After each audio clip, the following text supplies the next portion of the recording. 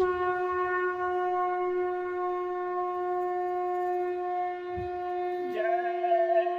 गुरुदेव। जय गुरुदेव।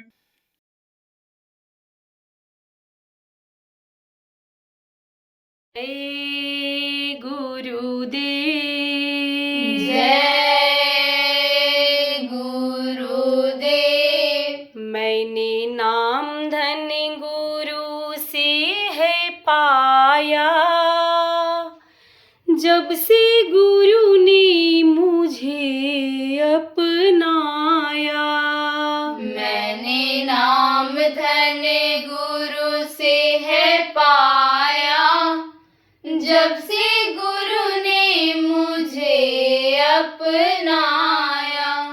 अंग संग मेरे रहते हैं स्वामी, शब्द भेद बताते हैं स्वामी। अंग संग मेरे रहते हैं स्वामी, शब्द भेद बताते हैं स्वामी। गुरु चरणों में सब कुछ है पाया, जब से गुरु ने मुझे अपनाया। गुरु चरणों में सब कुछ है पाया, जब से गुरु ने मुझे अपनाया। गुरु तुमने ही गले से लगाया, मुझे काले कर्म से बचाया। गुरु तुमने ही गले से लगाया, मुझे काले कर्म से बचाया।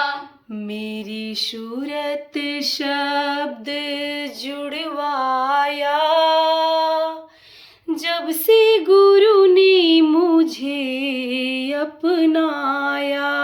मेरी सूरत शब्द जुड़वाया, जब से गुरु ने मुझे अपनाया। सारी दुनिया ने मुझे ठुकराया, सदा गुरु से मैंने प्यार पाया। सारी दुनिया ने मुझे ठुकराया, सदा गुरु से मैंने प्यार पाया। नाम धन की है दौलत दिलाया, जब से गुरु ने मुझे अपनाया। नाम धन की है दौलत दिलाया, जब से गुरु ने मुझे अपनाया। मैंने नाम धन गुरु से है पाया, जब से गुरु ने मुझे अपनाया। मैंने नाम धन गुरु से है पाया, जब से गुरु ने मुझे अपनाया। जय गुरुदेव। जय गुरुदेव।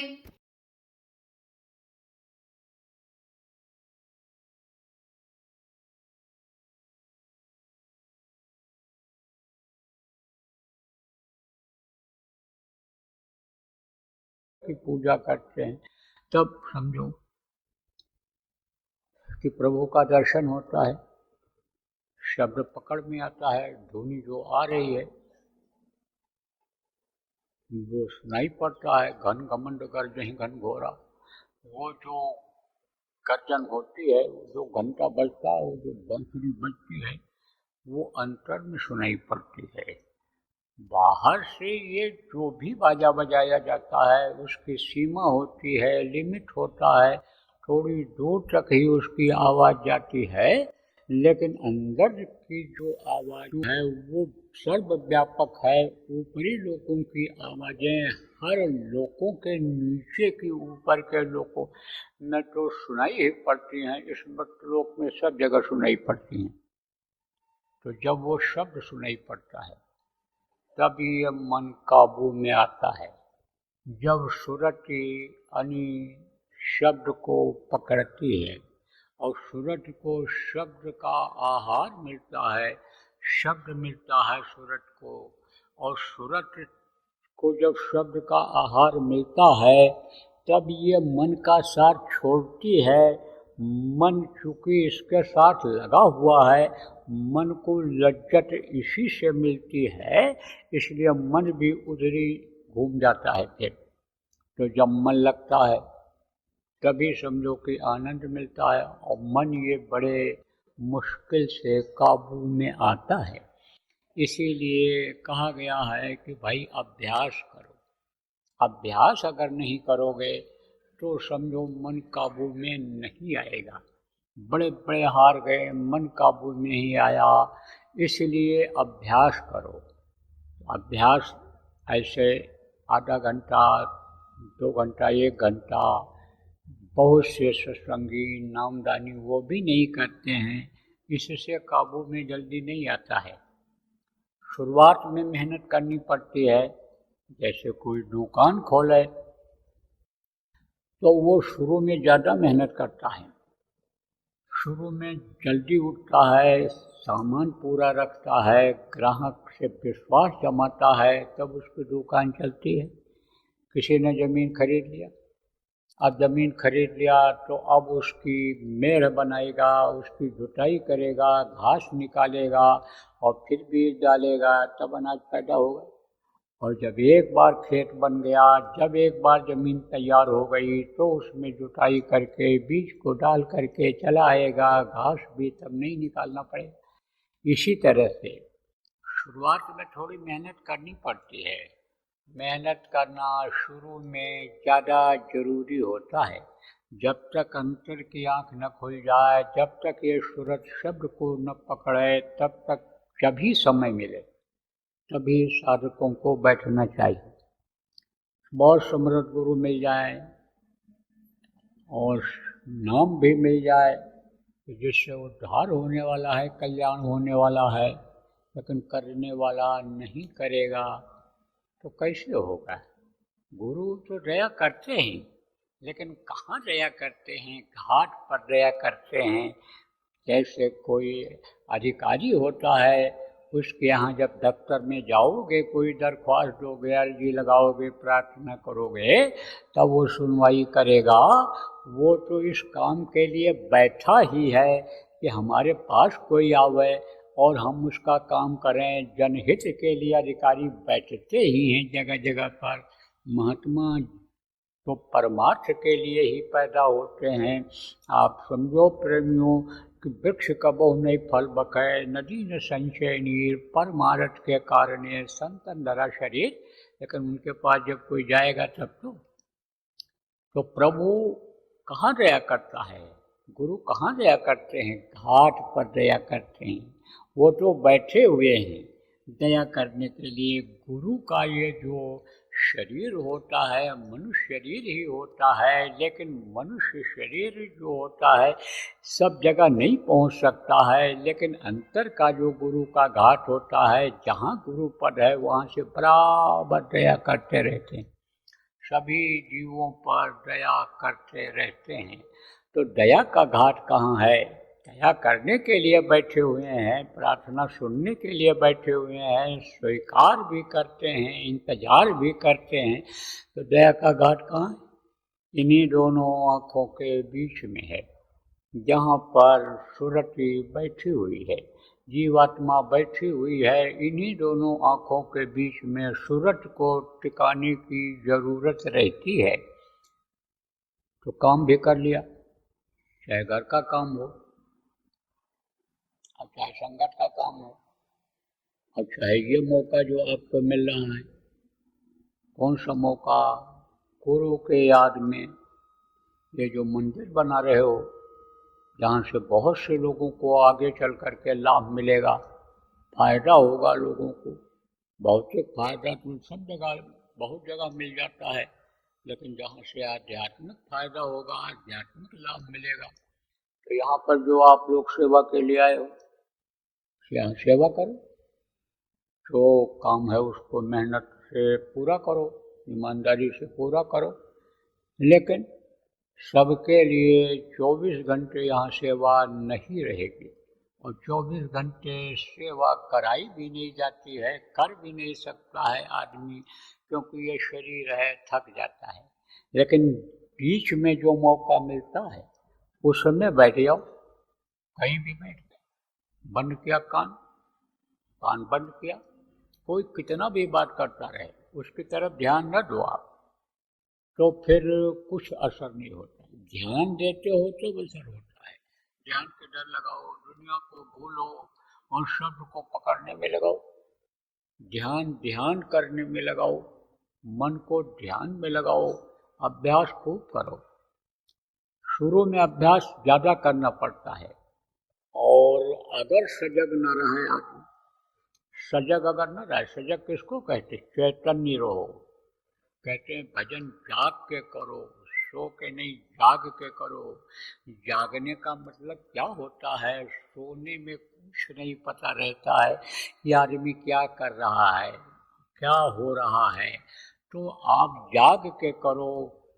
क्या जाग के करो? कि भाई हमको ये दुनिया छोड़नी है, हमको जाना है, दुनिया में नहीं फंसना है, तो चैतन्यता लाओ। जाग करके करो, बैठो, अभ्यास करो। शुरू में अभ्यास करना पड़ता है, बाद में रास्ता खुल जाता है, तब रुकावट आती तो है। अगर जगे नहीं, जगना क्या होता है? इस चीज़ को भूल गए कि कर्म किससे आते हैं, बुरे कर्म किससे आते हैं, और बुरे कर्म आकर के बाधा कैसे डालते हैं, किस चीज़ से डालते हैं। इस चीज़ की जानकारी जब नहीं हो पाती है और बीच में कर्म आ जाते हैं तो रुकावट आ जाती है। सद्गुरु कितने भी समर्थवान हो, कितने भी आप ये समझो कि जीव के उबारक हों, लेकिन वो भी काल के नियम को तोड़ते नहीं हैं। एक थे साधक, अच्छी साधना करते थे, तो जब बीमार पड़े तो गुमसुम रहने लग गए। मालूम हो गया कि हमको दुनिया से जाना है। आखिरी वक्त पर पता चल जाता है, बुढ़ापे से ही ये महसूस होने लग जाता है। जब हाथ पैर ढीले पड़ जाते हैं, इंद्रियां शिथिल हो जाती हैं, ढीली पड़ जाती हैं, आँख से कम दिखाई पड़ता है, आप समझो कान से कम सुनाई पड़ता है, चलने फिरने में दिक्कत आती है, तब समझो कि अब बुढ़ापा आ गई है और अब ये जाएगी नहीं, ये तो हमको लेकर ही जाए। और आखिरी वक्त पर भी आदमी, बहुत से लोग कह देते हैं अब हमको जाना है, हमारा भरोसा मत करना। तो जब आखिरी वक्त आया तो गुमसुम रहने लग गए, और जब समय आया, नज़दीक आ गया, तब बोले देखो भाई अब कोई आवाज़ नहीं लगाएगा, अब सब लोग समझ लो कि अब सद्गुरु आ गए और मैं उनके साथ जा रहा हूँ, मैं जा रहा हूँ उनके साथ। ये खड़े हैं। तब तक कोई डॉक्टर लेकर के आ गया, परिवार का ही, कि देख लो बीमार हैं, हालत ख़राब है, दवा दे दो कोई ठीक हो जाए। किसमें लाया? मोह में लेकर के आया। किससे मोह था? उनके शरीर से मोह था। आत्मा के बारे में जानकारी उसको नहीं थी, शरीर के बारे में जानकारी थी, क्योंकि परिवार में जब सब लोग भजनानंदी होते हैं तब तो जानकारी हो पाती है, और नहीं तब जब शुरू से ध्यान नहीं दिया जाता है कि बच्चों को भी भजन कराना है, बच्चों को भी ध्यान कराना है, बच्चों को भी परमार्थ में लगाना है, इस चीज़ पर परिवार के लोग ध्यान जब नहीं देते हैं, या उनके संस्कार ऐसे नहीं होते हैं कि वो जुड़ नहीं पाते हैं, कर्मों के फल को भोगने के लिए ही आते हैं, तो वो जल्दी नहीं समझ पाते। तो परिवार का ही कोई आदमी गया, डॉक्टर बुला ले। अब डॉक्टर को क्या पता है कि क्या चीज़ खाने से ठीक होगा, कैसे ये ठीक होंगे, अंदर का हाल क्या है, वो तो बाहर से ही देखता है। वो तो ज़्यादा से ज़्यादा देख लेगा आला लगा करके, स्टेथोस्कोप जिसको कहते हो, जिससे बुखार देखा जाता है। आजकल तो तरह तरह की मशीनें चल गई, अल्ट्रासाउंड है और सोनोग्राफी है और आपका क्या क्या है, सब चल गया। तो ये सब अंग तो दिखाई पड़ जाते हैं, लेकिन जीवात्मा नहीं दिखाई पड़ती। कुछ नसें भी ऐसी हैं कि जो नहीं दिखाई पड़ती हैं इनसे, इसीलिए डॉक्टर उसको जब काट देते हैं तो और स्वस्थ होने के बजाय अस्वस्थता आ जाती है। तो डॉक्टर को क्या पता, तो डॉक्टर ने दवा दे दिया। अब उस दवा, वो जो दवा थी मांसाहारी दवा थी। अब सदगुरु ने कहा भाई अब तो ये तुम्हारा शरीर अपवित्र हो गया, अब तो ये कर्म आ गए तुम्हारे, अब तो काल के नियम के अनुसार 4 दिन तुमको सजा भोगनी पड़ेगी। 4 दिन चुपचाप पड़ा रहा, तड़पता भी रहा, उसकी सजा मिलती रही उसको, उन कर्मों की सजा मिलती रही और सजा की वजह से ही यानी समझो उसके रूह को निजात नहीं मिला, सदगुरु नहीं आए। तब अपनी औरत से कहा देख अब तू मेरा आखिरी वक्त है, दरवाजे पर बैठ जाना, आने मत देना किसी को मेरे पास, और तू आखिरी वक्त है मेरा, तू सेवा कर ले, तेरा भी लेना देना है, कर्जा है वो अदा हो जाएगा, तू सेवा कर ले। और जब 4 दिन बीता तब सदगुरु आए, बोले चलो चलो चलो खाली करो। तो सजग अगर नहीं रहोगे और कोई चीज़ अंदर पहुंच गई, ऐसी वैसी चीज़ पहुंच गई और इंद्रियां उससे चंचल हो गई और फिर इस शरीर से पाप करा लिया, तो वजन में रुकावट आ जाएगी, बाधा आ जाएगी। इसलिए साधकों को ये भी चाहिए कि भाई अन्न दोष और ये जो अखाद्य वस्तु है इससे बचना चाहिए। नशे की चीज़ों से जिससे अपराध बनता है उससे बचना चाहिए। उसके लिए प्रेमियों बराबर सत्संग सुनते रहना चाहिए, बराबर अच्छे लोगों के पास उठते बैठते रहना चाहिए। पुराने सत्संगी जो गुरु महाराज के हैं परमार्थ की ही बातें करते हैं, दुनियादारी से अलग हैं, केवल उनका अब एक यही निशाना बन गया है कि हमको हमारे घर जाना है, हमको इस मनुष्य शरीर में अब नहीं आना है, गुरु की दया लेनी है, गुरु के दया के घाट पर बैठना है, गुरु के नाम के शब्द रूपी नाम की डोर को पकड़ना है, उनके पास उठना बैठना चाहिए। उनसे भी बहुत सीख मिल जाती है। गृहस्थी में जब आदमी रहता है तो दुनिया को देख करके, दुनिया की चकाचौंध को देख करके, दुनिया के लोगों की चीज़ों को देख करके वही पाने की इच्छा में लग जाता है और 24 घंटे उसी में लगा रहता है। और जब 24 घंटे उसी में लगा रहता है तो उसको फुर्सत नहीं रहती है किसी से मिलने की, किसी के पास जाने की।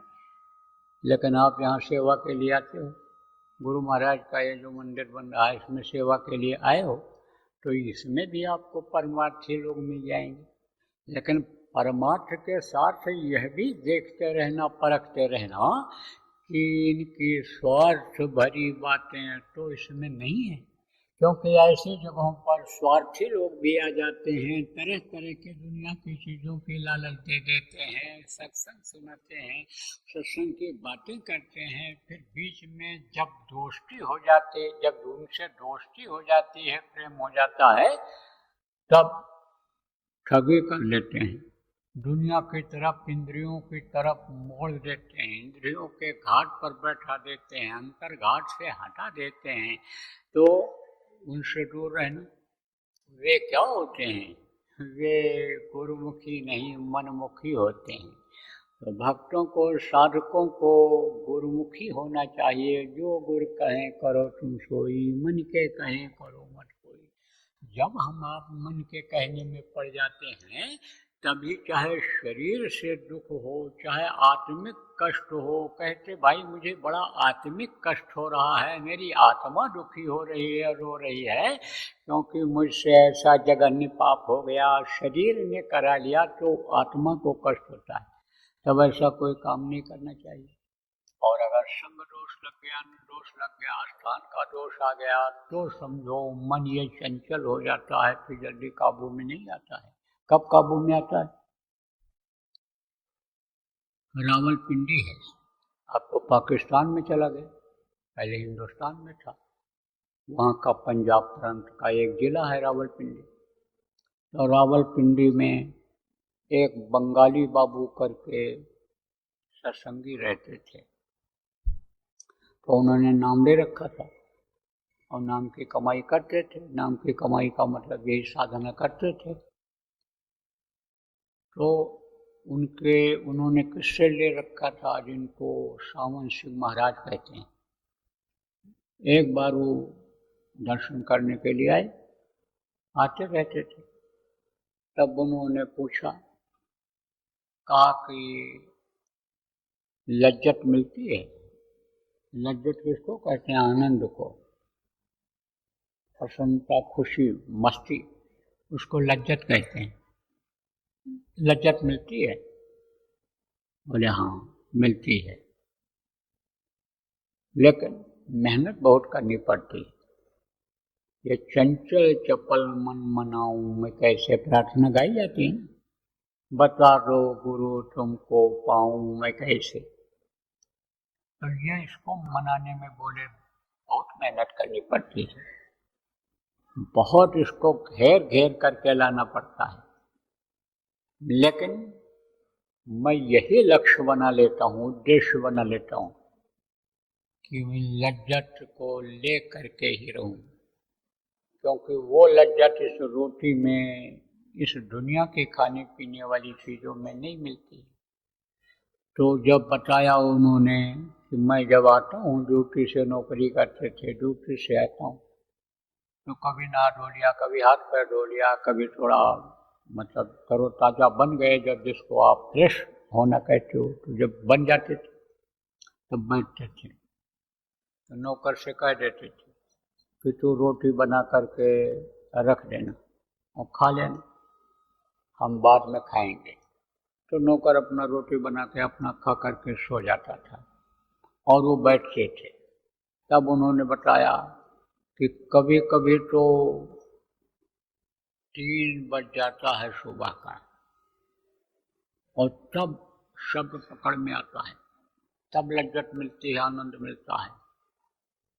मन ये बराबर भटका रहता है। मन को मनाने में बहुत मेहनत करनी पड़ती है। तो सवाल ये है कि इतना मेहनत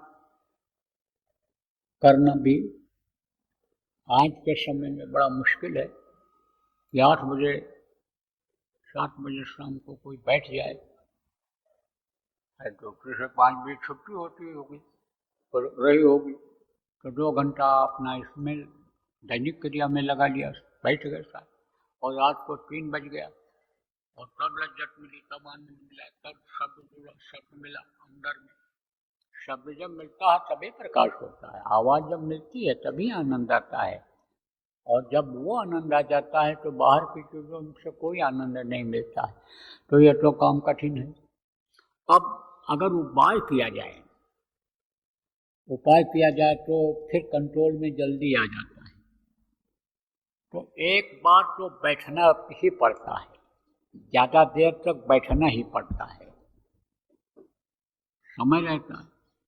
और रात को आप समझो समय मिलता है, मान लो कोई रात को ड्यूटी करते हैं, नौकरी करते हैं, तो दिन में समय रहता है, और रात दिन की नौकरी तो रहती नहीं है, रात दिन का काम रहता ही नहीं है।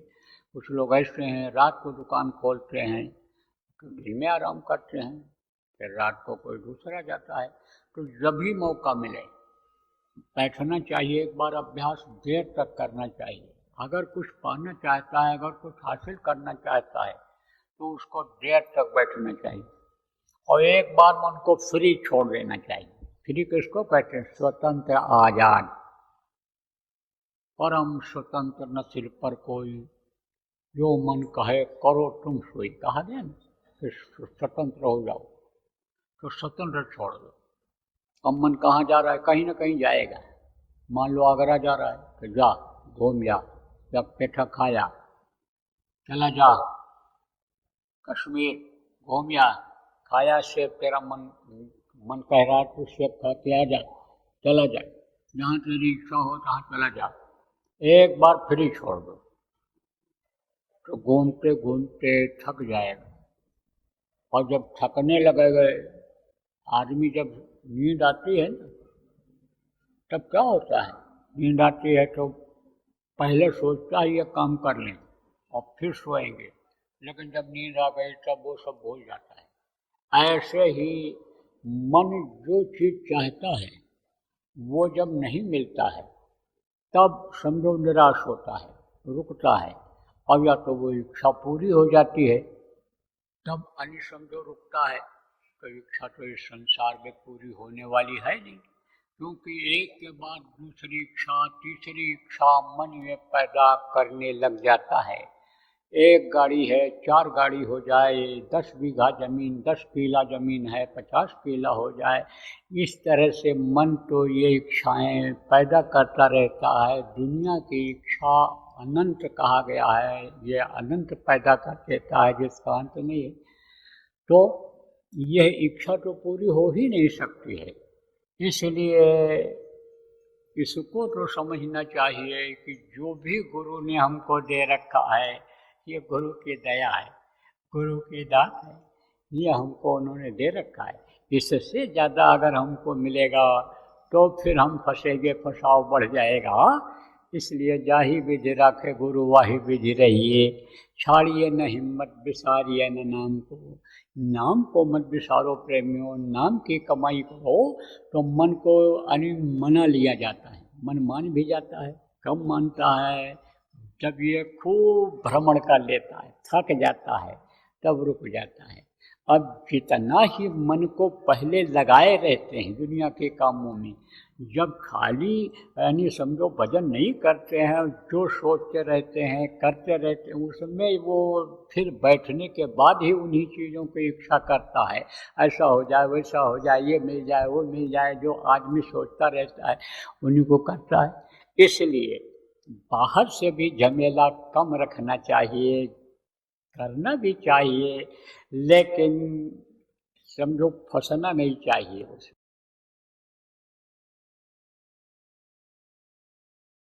लक्षण सब दिखाई पड़ रहे हैं। ये देखो गर्मी बढ़ती चली जा रही, तापक्रम बढ़ता चला जा रहा है, अब पानी बरसेगा, ओला पत्थर गिरेगा, अतिवृष्टि होगी, ये सब लक्षण हैं। यह समझो ऐसे भी छोड़ो, अगर आप देखो लक्षण के हिसाब से देखो, जिसको वैज्ञानिक लोग शोध करके अब समझो कि बताने लगेंगे, तो खराब समय आ रहा है चारों तरफ से, लेकिन अब बचना भी है, बचाना भी है, बचना भी है और बचाना भी है।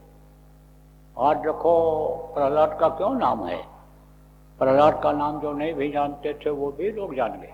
छोटे बच्चे जो अभी पढ़ते हैं 4-5 दर्जे में स्कूल में, और प्रहलाद का नाम नहीं जानते थे वो भी जान गए। उनको जब घर वालों ने ही बताया कि प्रहलाद बच गए थे और होलिका जल गई थी, अत्याचार का अंत हो गया था, और जो है यानी भक्त की रक्षा हो गई थी, न्याय की जीत हो गई, सत्य की जीत हो गई थी, तो प्रहलाद का नाम वो भी जान गए। अब ये समझो प्रहलाद में अगर शक्ति न होती तो कैसे बचते, कैसी शक्ति, भक्ति की ही शक्ति सही, लेकिन कुछ शक्ति तो थी बचने की, तब तो जान बच गई, और नहीं तो होलिका जला डालती, इनको खुद निकल जाती है, जल जाते। ऐसे बचने की भी जरूरत है और बचाने की भी जरूरत है। जय गुरुदेव। सरकारी व गैर सरकारी अनुदान के लिए बिना सत्संगियों के सहयोग द्वारा जनहित के कार्यों में लगी हुई बाबा जय गुरुदेव धर्म विकास संस्था का मुख्यालय पिंगलेश्वर रेलवे स्टेशन के सामने मक्सी रोड, उज्जैन, मध्य प्रदेश में है। यहाँ पर सत्संग व नामदान का कार्यक्रम होता रहता है। अतः आप श्रोताओं से अनुरोध है कि बाबा उमाकांत जी महाराज के आश्रम उज्जैन एक बार परिवार सहित जरूर पधारिएगा। आपके सुझाव के लिए व्हाट्सएप नंबर 95756002 700। जय गुरुदेव।